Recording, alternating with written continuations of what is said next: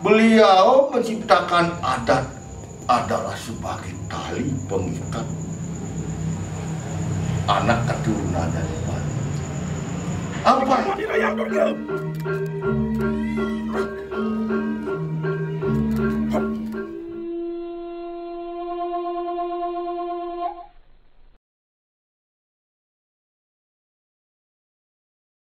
Kembali lagi ke topik kedua bersama Jero Willis dan Jero Mangku dalam Tunjung. Baik, selanjutnya masalah ini di Bali. Bagaimana pandangan Bapak terhadap sekte-sekte yang ada di Bali dulu dan bagaimana pengaruhnya sampai sekarang, khususnya di Bali nih, terkait dengan adat budaya yang berkembang sampai saat ini.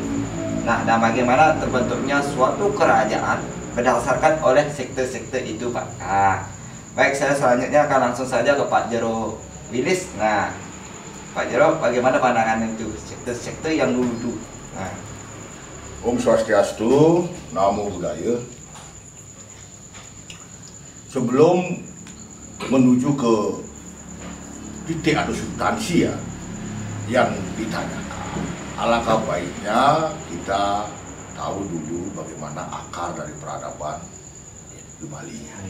Ya, supaya tidak setengah-setengah kita tahu wawasan atau pengetahuannya. Bali yang dulunya disebut dengan Nusa Dawul dan Wali dan Banten, itu asal dari kata Bali. Tanah Bali itu tanah angker. Ya.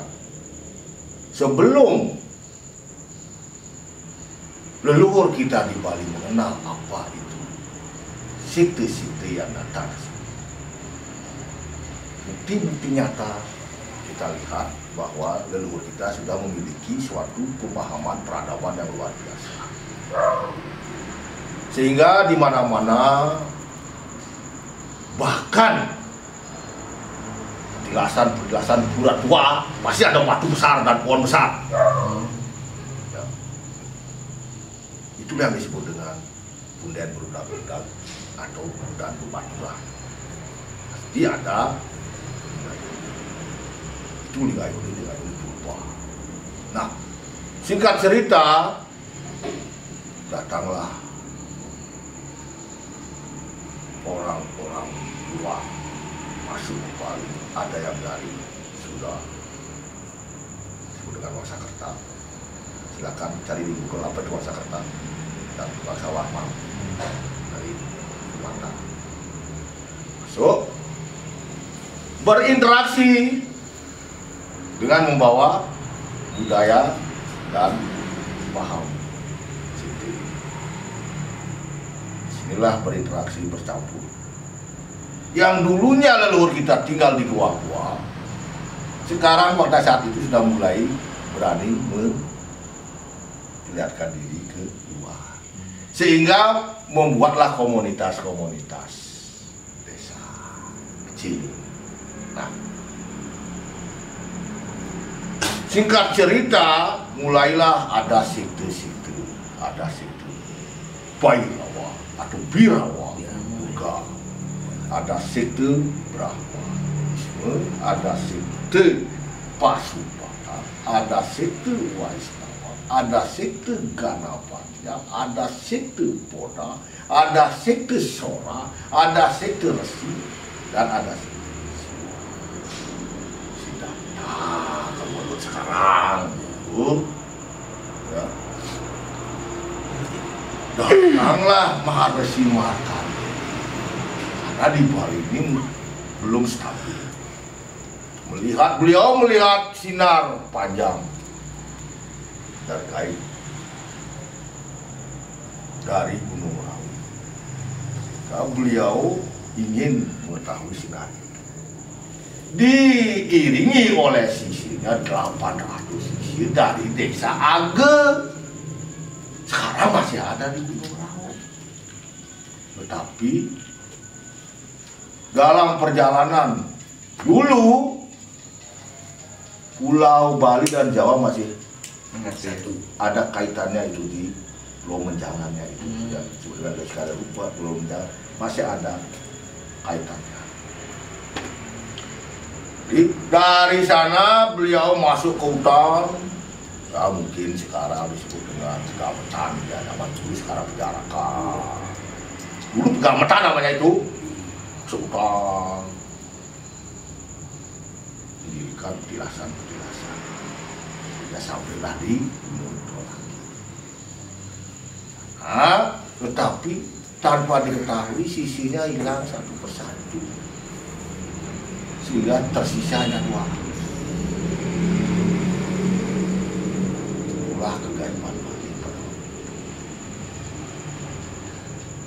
Akhirnya beliau memohon petunjuk di Dolaki, mendapat waktu, disuruhlah kembali ke Jawa, disuruh memohon kepada Sang Girinati, ya, yang berstana di Gunung Semeru.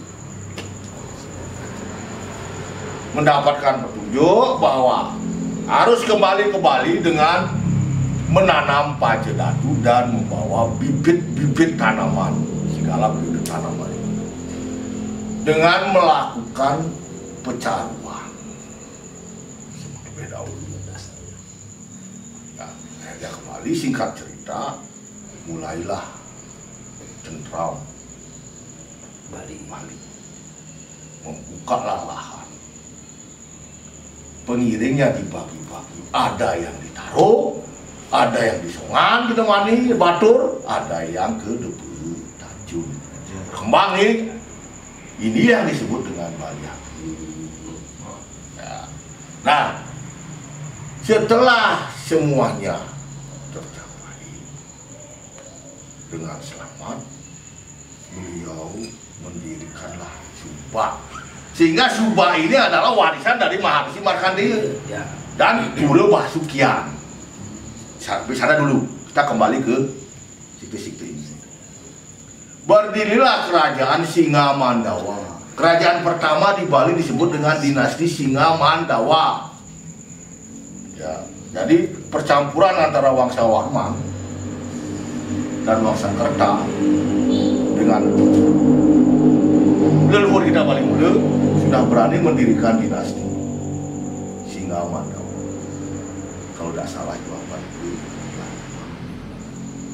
Berselang beberapa tahun, datanglah Sri Kesari Warmadewa mendirikan dinasti Singadwala, ya, di Besaki. Singkat cerita, oleh karena dia masih satu terah Warman, ya, menyatulah ini menjadi satu kerajaan yang besar disebut dengan kerajaan Bedahulu. Ya, Bedahulu. Ya, dengan dipimpin oleh Sri Kesari Warman. Singkat cerita lagi, pada zaman Udayana di Jawa sudah dipimpin oleh Dharma Wangsa Teguh. Dimintalah Empu Kuturan datang ke Bali karena di Bali terjadi pergolakan sekte-sekte itu. Satu sekte di antara satu sekte di tangan yang lainnya terjadi peperangan. Sini perselisih. Selisih paham, saling menguasai itu istilahnya. Nah, datanglah ya Empu Kuturan kembali. Kebetulan Empu Kuturan terus berselisih paham dengan istrinya Tinggira. Karena Empu Kuturan tidak mau diajak menyerang kerajaan Dampulan. Sampai di Bali diikuti oleh 4 saudaranya yang inilah yang disebut dengan Pancetirta. Siapa itu Pancetirta? Empu Genijaya yang sekarang berstana di Lempuyang Madya, bukan yang di yang luhur. Kalau di Lempuyang luhur, Genijaya masih duluan dia. Ada 3 saudara duluan. Nah, kita pas itu. Nah, kedua adalah Empu Semeru, Empu Gane, Empu Kuturan, dan Empu Brada. Parda, ya, disuruhlah mengadakan pertemuan oleh Raja Udaya dan Maitreya. Diundanglah semua tokoh-tokoh sekte yang diikuti juga oleh tokoh-tokoh masyarakat pada saat itu, baik dari Bali Mula maupun Bali Age. Jangan dulu ngomong Majapahit ya. Jauh itu. Ya, jauh. Jauh itu jauh. Terjadilah pesamuan agung di Samuan 3 dan sepakat merangkul semua paham situ ini tanpa mengurangi esensinya, sehingga mulailah menjadi paham Trimurti. Ini perpaduan dari Jawa, Buddha Kemulan, Jiwa Buddha. Maka dari itulah pada saat itu dicetuskan Desa Pakraman. Setiap desa Pakraman memiliki kayangan 3, setiap keluarga besar memiliki Merajaan dan Kemulan 3 sakti. Dan yang mupun upacara pun ditentukan oleh beliau dari unsur Trisadaka. Siapa itu Trisadaka? Sulingge Siwa, Sulingge Boda, Sulingge dari Waisnawa. Inilah yang disebut dengan Trisadaka. Ya. Sehingga terbentuklah mulai desa-desa tertata di Bali, tidak seperti dulu. Ya, satu desa menguasai wilayah. Dulu adalah desa-desa dulu adalah kerajaan-kerajaan kecil di Bali. Di Bali Utara saja ada istilah Sabta Negara zaman dulu. Ya, sebelum Panji Sakti menyatukan menjadi kerajaan Denke. Ada kerajaan ada kerajaan Indrapura itu di depan. Julah ada kerajaan, di Sumiran ada kerajaan, Bondal ada kerajaan, dan saya ada Tabu Sali ada kerajaan, dan di Padang Buli ada kerajaan. Itu namanya Sabta Negara. Nah, akhirnya sudah terbentuk itu, mulailah tentram. Ya, mulai tentram di Bali. Nah, kenapa ada kayangan 3 terpisah tempatnya setiap desa Pakraman? Ini tujuannya adalah untuk menghormati penganut sekte pada saat itu. Makanya di Pura Dalam menghormati sekte dari Siwa. Cabang Siwa itu kan banyak. Ada Birawa, ada juga ada Ganapatya, ada Sora, ada Pasupata, Siwa. Di sanalah di Pura Dalam untuk menghormati sekte dari Waisnawa. Makanya yang dipuja di Pura Sigara adalah Betara Wisnu, Betara Sri, dan Betara Waruna. Ya. Sehingga di Pura Sigara, dimanapun di desa Pakraman pasti empuan oleh Subah. Ya. Pura Desa atau Balai Agung di sini disetanakan Dewa Brahma dengan Dewi Saraswati dan Mahayana. Untuk mempersatukan masyarakat desa Pakraman supaya tidak lagi terlalu menjadi kontradiksi, dibuatkanlah upacara-upacara dan odalan-odalan sehingga kita mengenal Musabede Desa berpusat di Balai Agung. Di sanalah disetanakan semua manifestasi Dewa Denawa Sange yang dibersihkan lebih dulu melalui Bekies ke Segara. Begitu. Itulah awal dari cikal bakal Hindu Dharma di Bali. Ini ada sejarahnya. Sehingga pada saat itu Empu Kuturan mengatakan kepada anak ada masalah sikte sudah. Karena pokok dari teologi Hindu Nusantara khususnya di Bali adalah Om Sang Yang Di bermanifestasi menjadi Trimurti dan dijabarkan menjadi arah mata angin, 8 mata angin dan berpusat di tengah-tengah, makanya disebut dengan Dewa Denawa Sange. Sehingga kita mengenal Pura Sat Kayangan dan Pura Penataran Agung Besake. Inilah awal daripada penyatuan, sehingga disebut dengan Hindu Bali, Hindu Desta Bali. Sehingga diciptakanlah kitab-kitab Sunda Ramu atau Rota-Rota, itu Parikrama, istilahnya macam-macam lah, itu saya tidak sebutkan lah istilah kitab-kitabnya itu semuanya intisari dari Weda, saking wikan dan waskitanya leluhur kita, sehingga tanpa disadari sebenarnya orang Bali ini sudah melaksanakan Weda, tetapi langsung praktek pelaksanaannya dari Pancasrada. Dasarnya agama Hindu Pancasrada, Panca ngaran Linu, Srada adalah keimanan. Ya, mungkin semua sudah tahu apa itu Pancasrada. Ditopang oleh tiga kerangka dasar. Ya. Satu atau filsafat mana, etika atau susila atau sesana, ritual atau berkali. Nah, dari inilah muncul pancayatnya. Karena Bali ini mengenal pancayatnya, muncullah seni, adat dan budaya. Sehingga Bali menjadi terkenal kota istilahnya kepada negara. Orang-orang luar negeri tidak pernah menemukan sistem seperti di Bali di negara lain. Ya. Inilah yang menjadi kebanggaan kita, yang sehingga menjadi jati diri. Di dalam pelaksanaannya di masyarakat di desa-desa Pekaraman, tertatalah apa itu adat. Sehingga adat ini penjabaran lebih luas daripada agama, susila, etika, semuanya terangkum menjadi adat. Sehingga antara adat dan agama yang dihanut di Bali ini bagaikan gula dengan air, tidak bisa terpisahkan. Kalau tidak kita cicipi, tidak akan tahu ada gula. Karena adat ini, beliau menciptakan adat adalah sebagai tali pengikat anak keturunan dari Bali.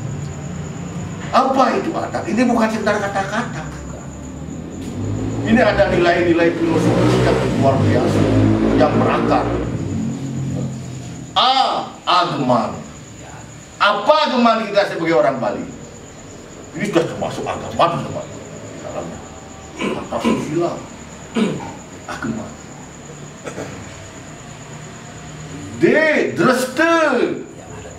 Dreste adalah warisan leluhur yang tidak membeda-bedakan, ya, tidak harus sama, sehingga muncullah apa yang disebut dengan seperti kata Jero Gede tadi, desa kala pada desa magoca. Itu dreste seperti apa dreste kita di pagi ini. Ada nyepi, kok bisa berbeda? Sebenarnya kan keliru mengatakan sebenarnya bukan nyepi, tetapi pecaruan agung. Karena ada sesuatu kejadian yang luar biasa pada zaman kuno, sehingga leluhur kita mengadakan pecaruan agung. Kalau itu dilanggar akan terjadi sesuatu, sehingga kita akan tetap melaksanakan. Inilah dreste salah satunya. Nah, lagi satu adalah aturan hukum atau rete. Ini yang disebut dengan kalau di desa adat itu pararem, suatu kesepakatan yang sudah disepakati oleh krama desa yang dijadikan acuan untuk hukum adat adalah pararem. Terakhir tradisi adalah kebiasaan yang hubungannya dengan positif sesuai dengan sekali di sekali. Oh ini dari tradisi. Seperti contoh, tradisi orang Banyuning, tradisi orang Sembilan, tradisi orang Paji, kan dulu. Ini tradisi, ya. Yang selama ini harus tetap dipertahankan. Kalau kita ingin tetap sebagai orang Bali, seperti contoh, Saipan, paling kecil aja dah, ngejot. Atau yang disebut Yadnya Sese. Ya, Yadnya Sese kalau istilah akhirnya. Nah, kedua, Caruan, kedua, warisan daripada yang Markandi, Maharishi Markandi. Karena pengalaman atau bukti nyata yang sudah ditunjukkan oleh Maharishi Markandi, sebelum kita membongkar tanah Bali ini harus diadakan upacara Caruan untuk menetralisir kekuatan alam buruk. Buah Caruan, meruak, makanya ada meruak jenis, ada pecaruan jenis, caruan gede, tergantung kemampuan dan tergantung situasi dan kondisi. Masa ngai hotel bintang 5, ngai pecaruan pakai warna, masuk akal. Ada masuk akal kan? Harus Begitu. kursi ganda. Si ganda pecah satu, gitu. Sama dengan begitu. Inilah adat dan budaya yang muncul. Inilah tradisi. Jadi tradisi itu bukan hal-hal yang negatif. Jangan metuakan orang tradisi. Petajian orang tradisi itu bukan tradisi, itu kebiasaan oknum seseorang. Ya. Itu bukan tradisi. Tidak ada yang mentradisikan. Kalau tradisi itu boleh dikurangi dan boleh disempurnakan sesuai dengan situasi dan kondisi. Sama dengan masalah upacara. Jadi nonsen orang kalau mengatakan jadi orang Bali itu berat atau sulit. Tidak ada. Keliru itu. Karena beliau sangat ikan mewariskan kepada leluhurnya. Sesuaikan dengan kemampuan. Sehingga ada tradisi leluhur menyuruh anak cucunya ngadep tanah untuk ngapain? Saya ada. Nggak ada. Ego yang Kalau ada orang yang mengatakan itu tradisi, tolong bawa ke markas APN. Tidak ada leluhur menyuruh anak cucunya pada waktu nublanin harus Kabupaten Abunggul, sengaja. Karena sudah ada tingkatan upacara niste madya utama, nistaning madya nistaning utama. Sesuaikanlah dengan kemampuan. Makanya ada selera tua, nah kadang jani nu covid sing lah bakal apa kanggo anggain nang pada nangi wen mani siwur kopet cai lah rezeki kadang cai nampah celeng papa pada nangi udah si bedasina persisnya yuk perangkat nasar di ring kemulan anggang benaman panah cai wen mani tutup tidak ada itu fleksibelnya ajaran leluhur sehingga marah gitu nyon ngapun ngaben harus ngadep tanah suruh ngaben ada pengemis. Ada. Berarti sesuai dengan kemampuan kita. Nah, inilah yang warisan leluhur kita hubungannya dengan sekte-sekte yang ada, sehingga sisa-sisa sekte itu sampai sekarang kita warisi. Sekte Bairawa yang mengenal kecaruan, ngelawat, pertugalungan, menampan, melawat, itu warisan dari sekte Sora. Pada saat kita mencaru ada sanggah Surya. Sekte Brahmaisme, pemujanya adalah Dewa Agni. Sampai sekarang pun kita masih warisi. Ada Pasepan, ada Dupa. Sekte Waisnawa, ada Tirta. Dan konsep dari ajaran Hindu adalah tidak lepas dari buah suah alam semesta itu karena coba bayangkan orang tua kita setiap naik pajegan pasti ada dulang, ada bokor, entah apapun, entah itu emas, ada tujuan, ada biji, nah ini melambangkan bur, Panci Mahabudi, bur. Ada kedebong, ada buah-buahan melambangkan buah, dan ada pelaus, ada bunga, ada jalur. Bur buah suah jadilah pajegan. Jangan dibilang orang Bali tidak mengenal Weda, justru orang Bali memperhatikan Weda, tidak sekedar tekstual, cuap-cuap, ngapalang Weda. Ya, setiap langkah perbuatan orang Bali sudah menjelbirkan Weda. Hubungannya adalah hubungan harmonis antara alam, antara manusia sesama manusia dan makhluk ciptaannya dan dengan alam semesta. Inilah tri itu karena di dunia tidak ada yang memiliki konsep seperti ini. Tidak, benar. Sudah melakukan ada istiadat, sudah menjalankan Weda Pak ya? Sudah. Berarti luar biasa sebagai orang Bali, bangga jadi orang Bali. Itu baru saya sekarang ini mendapatkan pencerahan seperti ini dan ini materinya sangat mencakup semuanya Pak. Jadi intinya Hindu itu fleksibel tapi semuanya memiliki filosofi. Oke, terima kasih Pak Jero Wilis atas masukannya. Sekarang saya lempar lagi ke Pak Jero dalam Tunjung. Nih bagaimana tanggapannya? Penambahannya Pak. Gini, tetap saya ingin butuh wawasan lagi. Referensinya ya. Saya kembali katakan. Ya. Ibarat kalau bilang pencerahan dari beliau ya, dari beliau. Kembali bahasanya yang tadi yang sudah lewat Ciledug yang namanya Cilekontong. Oh iya, Cilekontong itu ya. Pak Jero ya.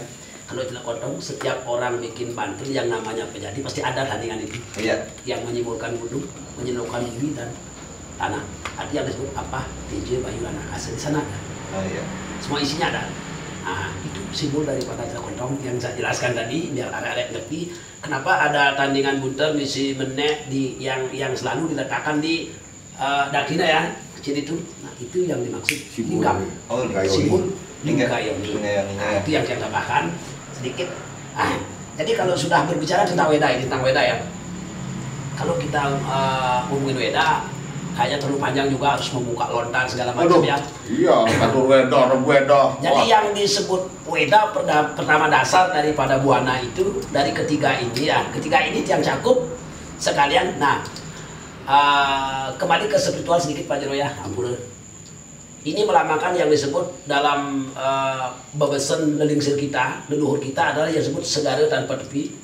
Ini loh. Kita tidak pernah akan menemukan ujung daripada laut itu. Yang ada di dalam diri kita itu adalah kulit.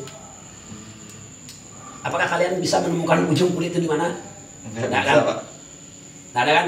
Nah, terus ada yang namanya lontar tanpa tulis. Ini simbolnya tamas ini. Juga nggak kita dapatkan itu pemahaman-pemahaman spiritual, pemahaman Weda segala macam sampai kita menjadi dewi yang pun tidak akan pernah sampai dalam etika tujuan kita manusia itu. Itu disebut lontar tanpa tulis. Nah, ini lagi satu anak menjakan kultur anglayang yang disebut menjakan kedes mekeber di jade. Itu adalah pandangan kita yang luas. Pandangan kita tidak pernah akan mencapai.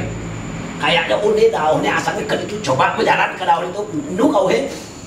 Ada johati. Nah, pada intinya disinilah dasar-dasar beliau berbicara tentang Weda dan simbolis daripada arti kata Banten itu. Kata dulang. Simbol. Berarti semua upakara yang ada di Bali semua ada simbolnya. Simbolnya Semua ya. ada simbol. Dari les sampai perjati sebagai aduh persis ada semuanya. Tak buka sedikit tentang Semua ya. Tak buka sedikit Mas semua ada beda ya. Nah, kenapa les itu di sana ada tandingannya yang disebut 9 senjata Dewata Nawasanga? Nah, ini menarik juga. Itu. Menarik sekali. Karena Pak les itu akan sifat dipakai jarum untuk membersihkan. Makanya Ada yang luka yang mau dibunuh. nggak ada, harus lis. Iya, harus. Lis ini artinya adalah pembersih daripada berbuaswah. Itu secara alam nyata, alam nirwikarma atau alam niskala dan alam maya. Jadi di 3 dimensi pikiran manusia juga begitu. Contoh, hidup hanya 3 hari. Terakhir ya, sampai cepat ya. Ini pengetahuan kita mungkin hanya tiang aja memahami, yang lain mungkin belum. Pak Jero sekarang mungkin sudah duluan memahami artinya. Yang kemarin, Anibi, itu adalah sebuah kenangan. Sudah terjadi. Hari ini, nah faktanya kita kumpul di sini bisa membahas sesuatu yang beretika, belajar tentang kehidupan, norma-norma etika adalah sebagai orang Bali, apa sih itu Bali, apa sih itu Dresde, kita sudah sempat apa itu dari perjalanannya sudah beliau paparkan dengan jelas tadi. Nah, yang ketiga artinya binani kan, hidup 3 hari binani, kita pun tidak tahu akan terjadi besok apapun, hanya kuasa beliau yang tahu. Berarti misteri ya. Misteri, maka itu disebut manusia hidup 3 hari. Nah, hubungannya dengan polemik sekarang kan. Iya. Terakhir pada ya.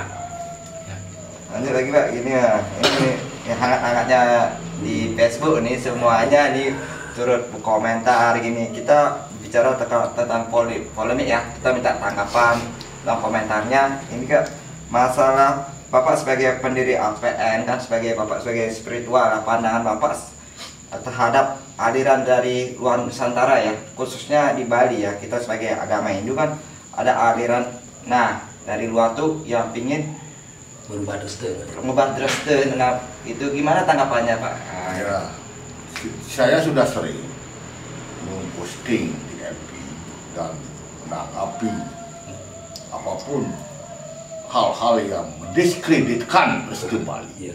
Hindu Dharma Restu Bali. Karena orang-orang yang seperti itu tidak mengenal, tidak paham apa itu Restu Bali, Restu Hindu Dharma Bali. Jadi substansi yang sebenarnya kita sudah diwarisi oleh leluhur kita suatu pemahaman yang tidak anti. Ya. Dunia mengakui toleransi orang Bali. Paham apapun masuk ke Bali diterima dan disteril. Makanya ada istilah integrisme. Ya. Ya. Itulah bukti dari toleransi. Artinya kami atas nama orang Bali atau umat Hindu Dresta Hindu Dharma Bali bukan mencampuri atau mengurusi agama atau keyakinan orang. Tetapi catat ini saya sekali lagi saya tekankan, tetapi siapapun apapun yang ingin merusak ya jati diri kami sebagai orang Bali, di sanalah kami tidak akan terima.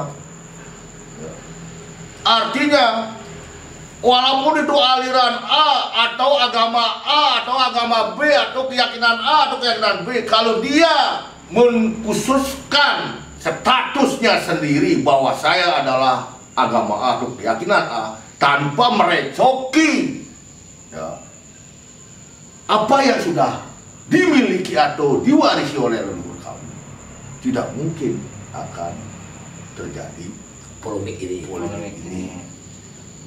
Jelasnya lagi,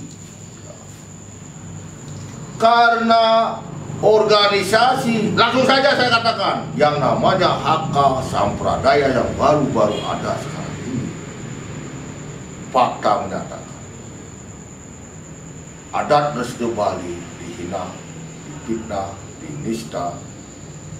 Entah itu oknum-oknumnya menyatakan agama Restu Bali rumit, bikin Susah. bikin sampah, kamasik, Ya. bahkan merusak generasi-generasi muda. Buktinya, saya ini tetap bicara bukti.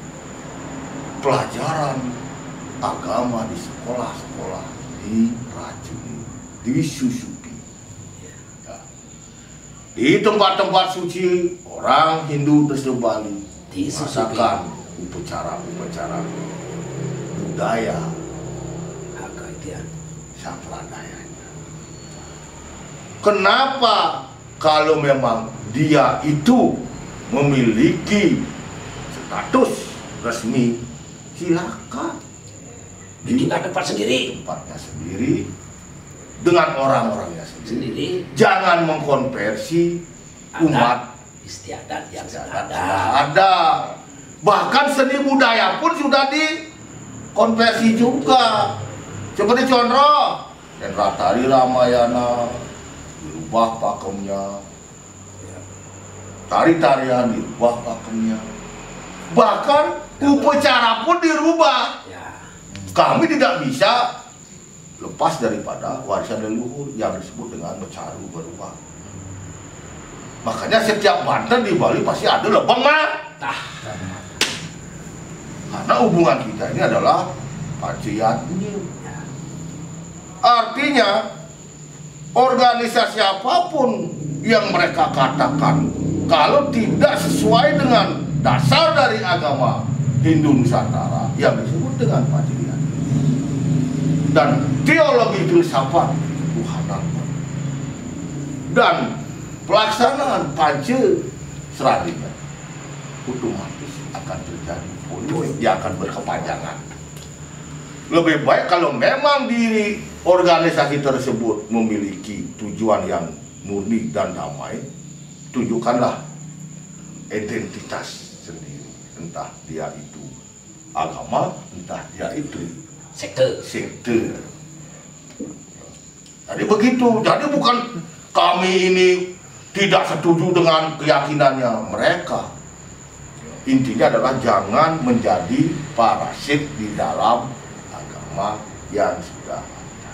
Nah ya nani sing ngerti-ngerti jak parasit pangsing dadi kepasilan den. Karena lama-lama ampun niki, karena kami ini berpikir ke depan. Kalau ini dibiarkan, apa yang terjadi 5 tahun atau 10 yang akan datang.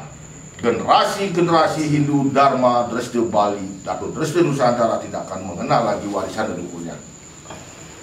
Terus mau kemana kan Purkayangan ini? Mau kemana kan Satkayangan? Karena semuanya sudah lari ke ashram. Ya. Terus mau kemana kan budaya kami yang dicari oleh turis ya, turis luar negeri? Ya. Apa mereka akan mencari orang-orang Bali yang berpakaian India? Tidak. Pasti akan mencari pakaian adat Bali, endek Bali, ya, tarian Bali. Itu yang dicari di Bali. Inilah yang disebut dengan kami membela jati diri sebagai orang Bali sekaligus orang Nusantara. Terima kasih. Om Santi Santi Santi Om. Kami dari tim MDL Mengupas Dunia Lain tidak surut-surut akan memohon bimbingannya juga kepada generasi-generasi muda yang kami kedepankan nanti, karena dari keterangan Pak Jero tadi adalah anti daripada sampradaya ini. Jujur di desa kami udah dari 5 tahun. Sudah ada apa gimana Pak? Dari 5 tahun saya memang sudah anti dan satu pun tidak ada perubahan untuk di desa Tunjung, untuk desa kami. Karena saya sendiri selaku panitia desa selalu bertanya, boleh Anda belajar apapun, mau mengembar kayak mau apa, jangan usik terus dengan anak. Ketika dia mau bikin sekumpulan itu, pertama yang saya larang adalah ketika dia punya kematian tak boleh masuk ke desa pekeraman saya. Dan jangan pakai KTP adat desa saya. Itu yang kami tolak dari 5 tahun lalu. Oh gitu ya. Sudah berjuang berapa ya? Jadi itulah penekanannya. Kita ini bukan melarang. Silakan mau agama A, mau agama B, mau keyakinan agama, tapi jangan merusak. Jangan mengonversi atau mengambil alih atau merubah Ada istiadat. Kalau dia pakai bunga saja, pakai bunga saja. Ngapain dia pakai carung? Terus carung kan kalau memang tidak mengenal carung, janganlah. Kalau tidak mengenal makan daging, silakan. Tapi janganlah bikin upacara seperti orang Bali, tetapi merubah sesuai dengan keyakinannya. Itu yang namanya parasit atau benalu. Lama-lama orang namanya parasit atau benalu, lama-lama kan pohon ini tuh yang akan hancur. Ya. Yang muncul adalah pohonnya itu. Benarnya. Ini artinya makanya ya, jangan sedikit-sedikit pasal 29, sedikit-sedikit pasal undang-undang. Negara tidak bodoh, negara mau bikin undang-undang, sudah mengakui 6 agama dan kepercayaan asli Nusantara. Kearifan lokal. Sekarang jelaskan sedikit apa itu kearifan lokal. Sudah namanya sudah jelas. Bung Karno sudah mengatakan, kalau jadi Hindu janganlah jadi Hindu seperti India. Kalau jadi Islam janganlah seperti Arab. Kalau jadi Kristen jangan seperti Israel. Dan Jokowi pun sudah mengatakan, stop penghancuran budaya kearifan lokal. Sudah jelas. Itu. Ya, terima kasih Pak Jero. Kembali lagi, semeton pemirsa, intinya di channel kami